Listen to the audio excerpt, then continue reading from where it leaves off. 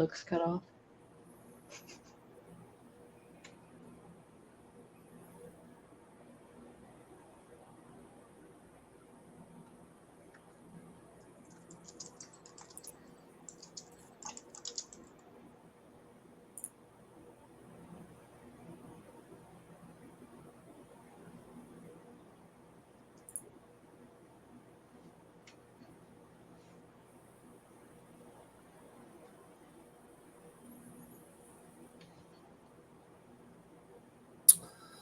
Good afternoon, everyone. Thank you for joining Square Robot's webinar on in-service robotic tank inspections for the Midstream facilities. My name is Ross Jarvis. I'm a member of the business development team here at Square Robot. I joined the team back in 2019. Prior to that, I spent a bunch of time in the subsea robotics industry, developing autonomous underwater vehicle technologies. I'll let my co-host introduce herself. Hi, my name is Madison Hart. I'm also a member of the business development team here at Square Robot. I have been here for a little over a year now and have been in the midstream space going on 11 years next month. We are excited to show you what we have to offer as far as in-service robotic inspections. Yeah, and please don't hesitate to still share this link with some friends of yours. No problem with people joining in late. And as questions come to you, please feel free to throw them in the comments. We'll do our best to field them in real time, and anything that best left for after the slideshow is completed, we will make sure we're addressing everybody's questions. Quick run through of the agenda. Now that we're done introductions here, we'll give you a quick history lesson on where Square Robot began. We'll hit the midstream market and what a good tank candidate really looks like. We're going to review the Square process from cradle to grave, really what we step through with our customers for pre-planning all the way through final report delivery. Review a couple case studies very briefly. And then also inform you on some new developments and capabilities that we've developed within the past 12 months. Quick timeline for the inception of Square Robot being back in 2016. Robot was designed, built, and received FM approval in 2018. And then right after that, at the beginning of 2019, is when we began our first commercial tank inspections. And fast forward to today, just this week, we hit our 221st tank. You can imagine a whole lot of things happened in between those, but for the sake of brevity, we'll keep it to that. So giving a little bit of history as to the why behind Square Robot, we noticed not only in the midstream market, but in the above ground storage tank industry in general, a lot of opportunity to eliminate the need for taking the tank out of service. So these are our 4 pillars that we kind of live by. The first is safety and environmental. Something that is really important to not only us, but the industry in general is eliminating confined space entry. I know with my history in out of service tank inspections that it's not the most fun to go into an above ground storage tank when it's out of service, but also it can be very dangerous and sometimes unfortunately deadly. So we're looking to help do our part and eliminate that.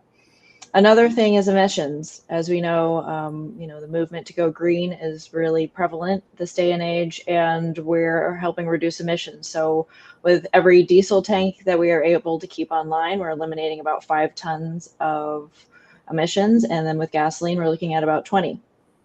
Moving on to data.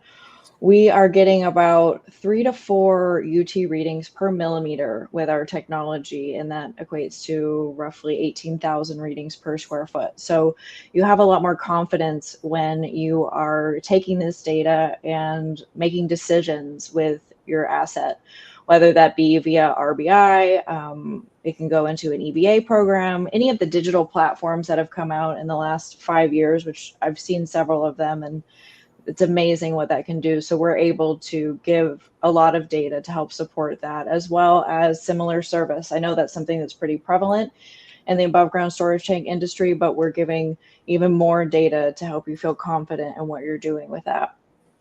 Next, we'll move on to the bottom left corner, which is capital efficiency.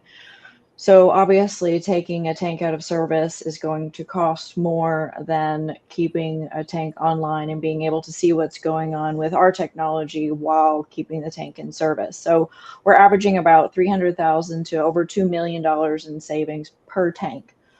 Another big benefit of that is those dollars can go towards the really critical assets that you have at your midstream terminal. So if you have something that you know you need to fix this year, take the time and do that right. And then we can go in and give you information on these other tanks that you know may not be as critical to take offline this particular year. Operationally, we're very proud of how efficient we are. Oh, sorry. Still had one more. Yeah, so we're just a one-stop little shop that we bring out there. We have our Sprinter van and we bring out our robot with that. We bring out everything that we need in order to complete the inspection. So we're really efficient with that, but also we're able to be very efficient in the data that you're getting. We're able to show you real time what we're seeing inside of your tank. So if you have people on site that want to stop by and look and see what we're doing, we have live feed from the robot while in your tank, and then can give you a day one update, etc., to show you in real time what's happening with your asset. So talking about being efficient, this is the more inefficient way of, but more prevalent way of inspecting a tank currently. So I'm sure many of you know that taking a tank out of service, those projects can last weeks, even months. And you're having to drain the tank, you're having to vent the tank, you're having to figure out temporary storage. Then you bring in the cleaning crew, the inspection crew that could potentially be delayed if the tank isn't clean enough for MFL or SLOFAC. And then after they're done inspecting, you wait for that report, and then you wait to get the repair patches or whatever you need to get that tank back up and running. So that process can be a lot longer. Whereas if we're able to go in while the tank is still in service, you can make that repair plan without having to take it out. So it's really quick to get your tank back online. And so this is Square Robot's solution to that problem. The SR3 system has been performing jobs for the past year.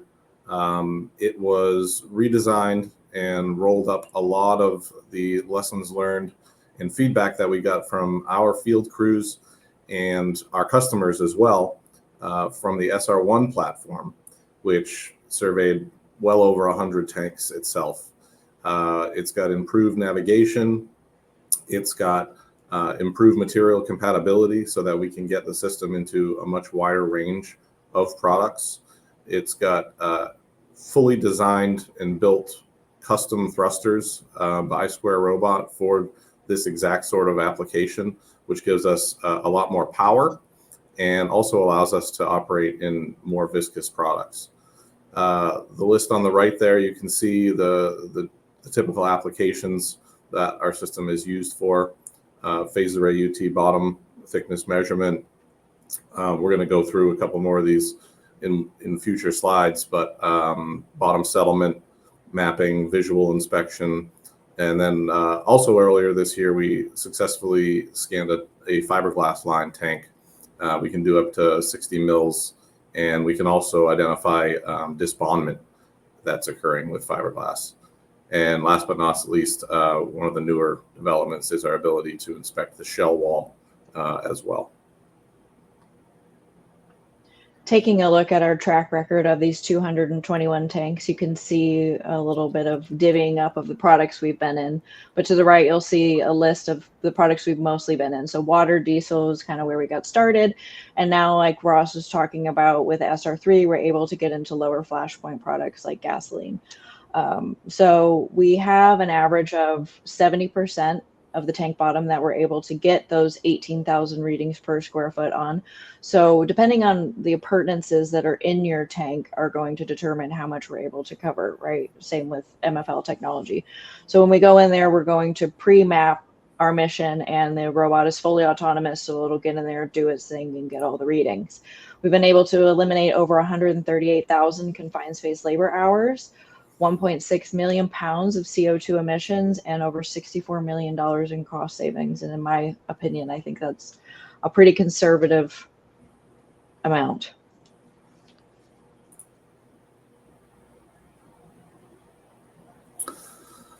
So what is it that we're doing when we're going into these tanks? We're typically providing a full internal API 653 inspection. We can also do the external because we do have API 653 inspectors as part of our field engineering crews. So both the internal and external as a one-stop shop is possible, and it is rather frequent for us. But we're scanning the tank floor with the phased array UT. We're using the 2 high-definition video cameras to do visual inspection of coating condition of both the bottom and the shell wall. And we're also developing a bottom settlement map. And you can see an example of this in the right-hand side there, kind of the rainbow-colored map. It's an actual elevation map of what your bottom plates are doing under fully loaded conditions. And one of the real differentiators of our system is the fact that our navigation accuracy is as good as it is. We can locate where we are in the tank within 6 inches. And not only that, we can combine all 3 of these data sets to be able to look back at certain criteria. So if we're seeing in the camera imagery that we've got some water puddling going on in the area, we can, in that same spot at that same time, we can be looking at the bottom settlement data to see if that correlates to a low spot in the bottom plates. And then we can also be looking at what the signals are for the phased array UT to see if there's some advanced corrosion happening that is directly tied potentially to that water puddling. So a lot of upfront work goes into us vetting out a tank when a customer comes to us or we find a tank that we think that we can help with. We will work really closely with our customers to make sure that it's the right candidate for us. And when we go out, we are successful. The minimum manway size that we need for our robot to be able to get in the tank is 24 inches. Our robot is just shy of that in diameter. So we need the minimum of 24-inch ID to be able to get into the tank. Another thing we look at, and you saw on the previous slide, is product compatibility. So we'll do a soak test if it's a product we haven't been in before or we think might be a little bit corrosive to our robot. Temperature is another thing that we look at. The max that we can handle at this point in time is 40 degrees Celsius. We need a minimum of 15 feet of product in the tank. That is to ensure that our robot is able to move around appurtenances, but also that's how it turns on. It is not going to turn on until it gets submerged in the product a certain amount of feet, depending on the density of the product, and the pressure switch will turn on. Also, viscosity, the ideal is anything 45 centistokes and under. Anything above that is just going to lessen the battery life and the momentum that we have in the tank. We also look at the sediment sludge profile. We can handle about 3 to 5 inches of what we like to call fluffy sediment. We have a auger brush right in front of our PAUT sensor. It spins and moves everything, all the sediment out of the way so we can get really good readings. And lastly, we're just looking for tanks that are good actors. We know that we're not going to be the solution for every single tank out there, but the tanks we are able to get into, we know we add a lot of value. So finding those tanks that you probably are going to be able to push out for at least a few years, maybe take out with your next batch of out of service tanks. Those are the tanks where we see ourselves adding the most value.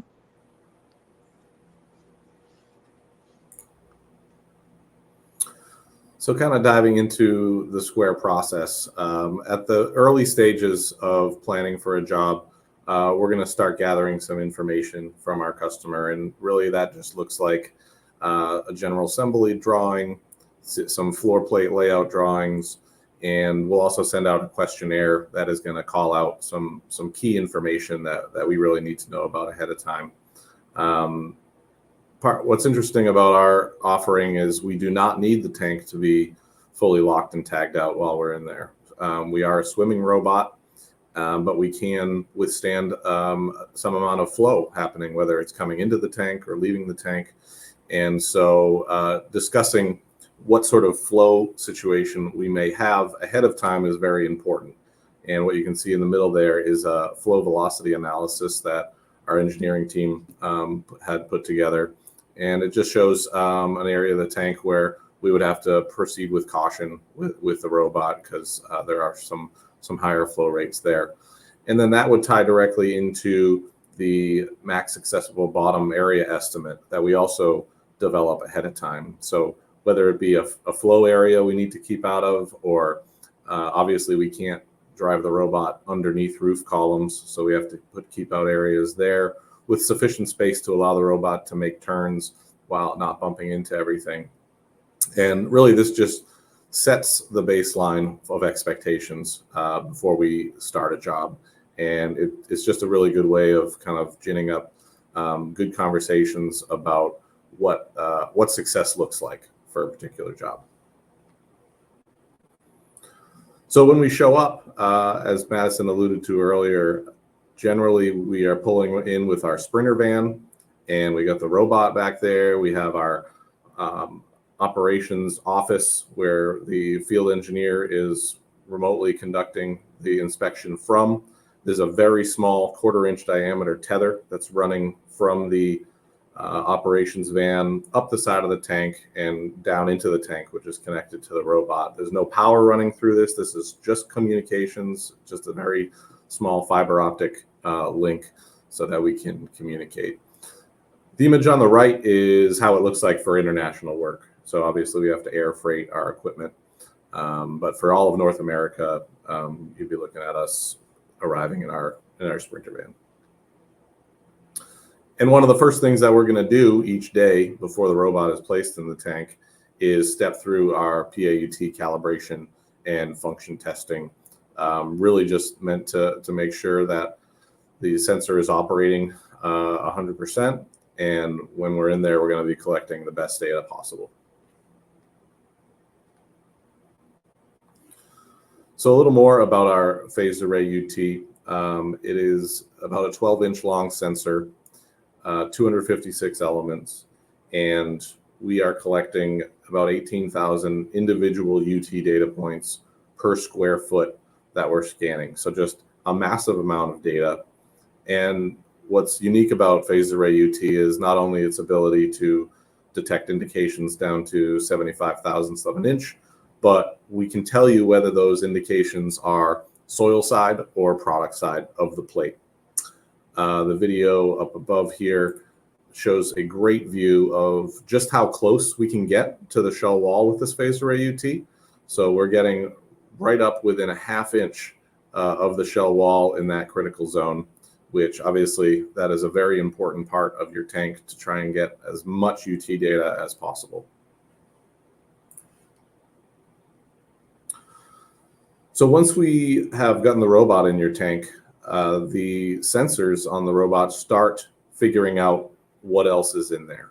And the field engineers who are operating the system then get to compare what the robot is seeing against the information we've gathered ahead of the job. So the drawings and any information from the owner operator itself. And you can see all these individual dots that are showing up are actually acoustic returns. And you see some bunching here, bunching here. Those are the columns. And those can be matched up, obviously, with some drawings that we've gotten ahead of time. And really, this whole process is just meant to give better situational awareness for when things are showing up that we didn't know about, which happens quite a bit. And we do actually go into quite a few tanks that we've had no drawings of the internal. So we rely heavily on the system's ability to determine its surroundings completely independently. One thing we pride ourselves on the jobs is having an increased level of communication with the client as far as our progress goes. So at a minimum, you're going to receive an estimated coverage map from us, just showing you exactly how much progress we have made that day. So this image in the middle here, you can see we've gotten around the entire critical zone, and they started on the floor area for about 45% coverage. And then the next day, when things are getting wrapped up, we will be sending out another estimated coverage map showing, hey, look, we got 93%. And we want to make sure we share this information with you, because there is going to be a slight lag time between when we leave site and when the final report comes, which is typically between the 2 and 3 week time frame.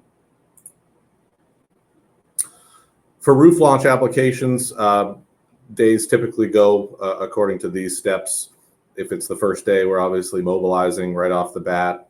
That generally takes our crew maybe an hour. They're very quick and efficient with getting ourselves set up on site. We rendezvous with the mobile crane as well to lift the system up onto the roof of the tank.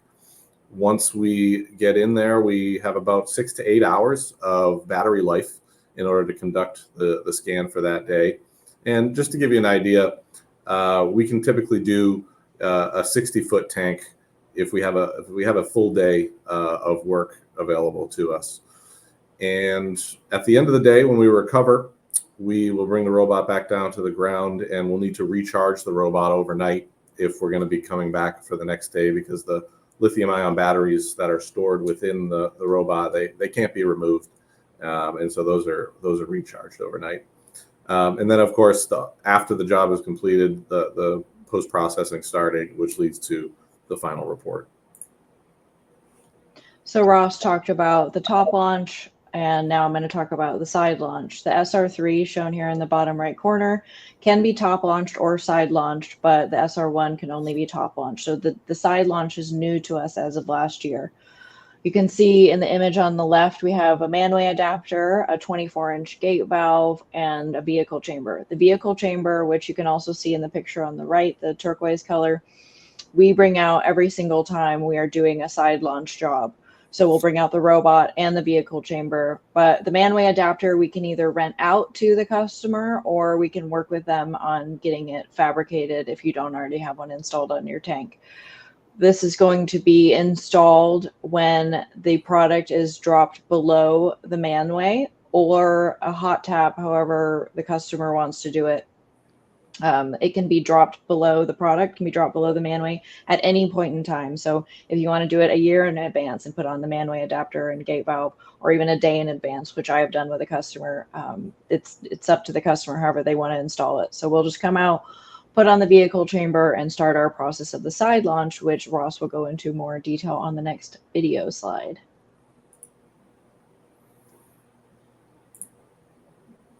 Yeah, so this is very quickly kind of going through the steps of loading a robot into the vehicle chamber. It gets installed, the back end is closed, it gets flooded with product from the tank, the large gate valve is opened, and the robot gains access into the tank. At the end of the day, the opposite happens. It's going back into that same side manway. We're going to secure that gate valve, drain away product. We're going to do a water flush of the system, and we're going to be using inert gas to make that into a safe atmosphere.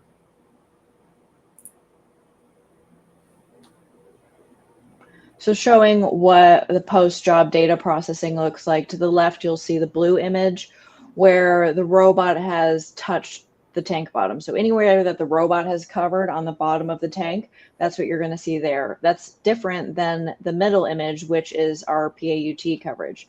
So just because the robot went somewhere doesn't necessarily mean that we got full coverage. So a lot of times we'll look at that data, or every time we'll look at that data as we're going through the tank and make sure that we're actually getting good quality data. If not, we'll go back and scrub that area again. To the right, you'll see the bottom settlement survey. That's something we can get on pretty much every tank. If it's flowing, we're also still able to get it. We just need to know the flow rates, and we're able to simulate that on the back end. So that's something that's really cool and unique to us. As far as I know, I don't know any other company that can give you what your tank bottom looks like under fully loaded conditions. And this is to kind of showcase a bit of the information you get in your final report, which typically those are 100+ page reports that contain a great deal of information. So this really doesn't do it justice. But to give you an idea, you will get a bottom map showing this gray area, which is where the phased array UT collected data, and then it will have the individual indications that were picked up. There'll be a corresponding table of indications for each one of those as well, of course, that you can see what the wall thickness is of those. We're going to have plenty of images from the visual inspection side of it included there as well. And ultimately, it all comes down to what the inspection interval is going to be recommended based off of all the data that we've collected.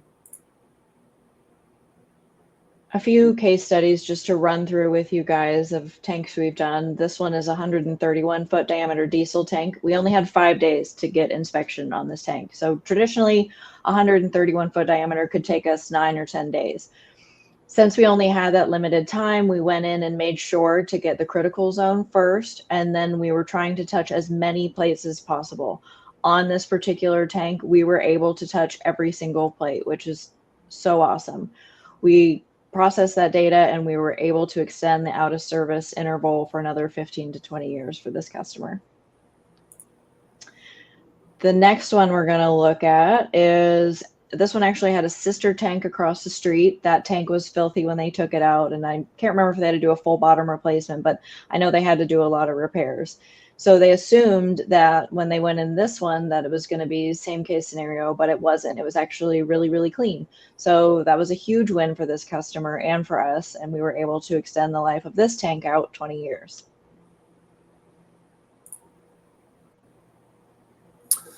And to give you kind of a quick update on some of the latest and greatest from Square Robot, we have developed a new training and service center down in Houston, Texas. We just completed our first 10-week boot camp program for some new field engineers who are joining our ranks. But we're also going to be leveraging this new program to train partners internationally as well.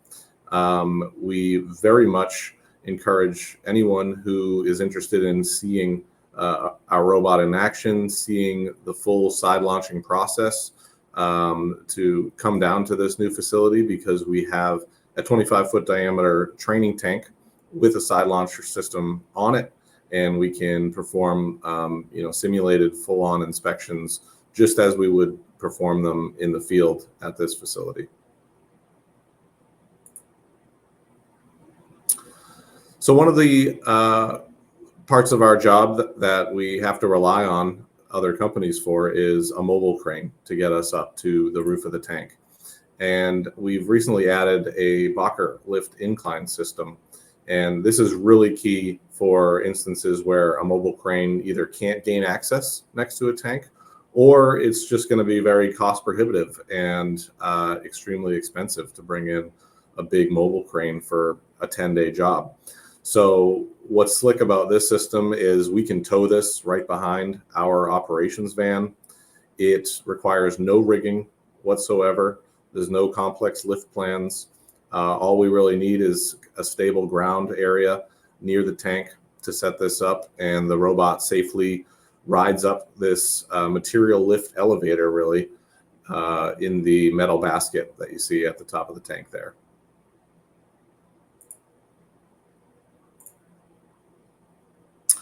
And a brand new capability that we're offering, we were able to mount the same phased array UT sensor that we normally scan the floor with on the side of the robot.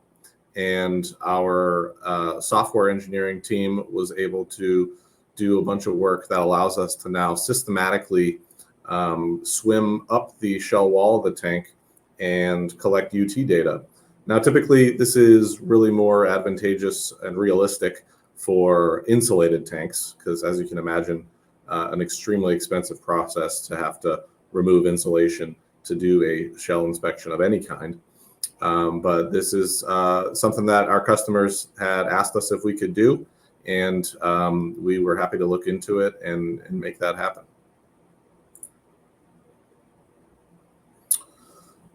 If anybody has any questions, please post them down below in the comments. We really appreciate everyone's time for joining us today. Hope you have learned something, and give you a minute to see if anyone has anything else they'd like to know.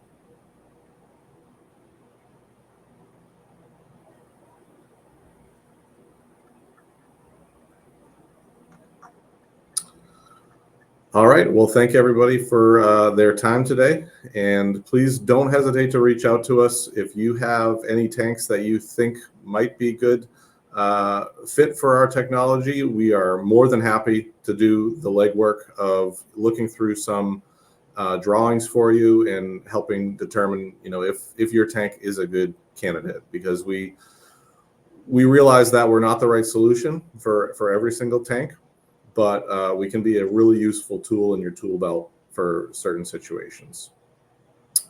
Looks like we do have some questions coming in. How long does it take to receive final report with results?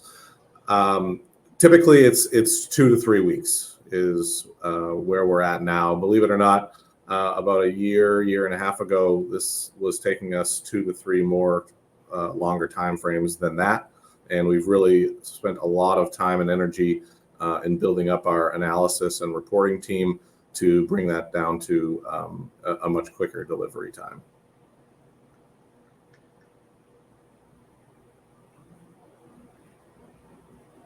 I see our emails were posted in the comments. So as Ross mentioned, please reach out if you have anything at all for us. We're here to help. Thank you very much. Have a great rest of your day. All right. Thanks, guys. Bye.